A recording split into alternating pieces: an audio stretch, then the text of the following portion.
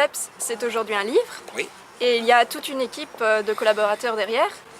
Une équipe qui diffuse vos écrits en français et en anglais, mais également en néerlandais, en allemand et en tchèque.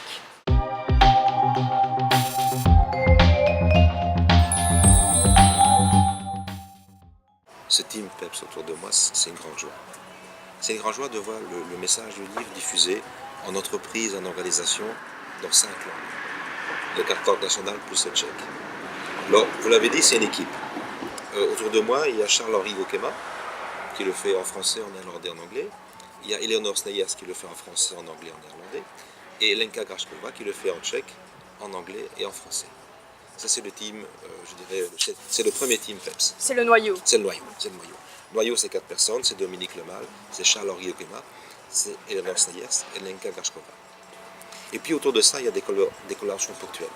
Il y a des gens qui viennent nous enrichir de ce qu'ils font. C'est par exemple Eric Nona de chez B Positif, qui a inventé le posélandais. C'est le préfacier du livre, Fred Colantonio, L'attitude des héros, Rebondir sur l'échec, qui est un très très beau livre. C'est Catherine Schwenig qui a fait la postface du livre, qui est l'une des personnes les plus importantes en neurosciences en Belgique. Et c'est Tanja Niederschick qui peut le faire également en allemand, en anglais et en français. Donc voilà, comme vous dites, il y a un noyau de 4 personnes.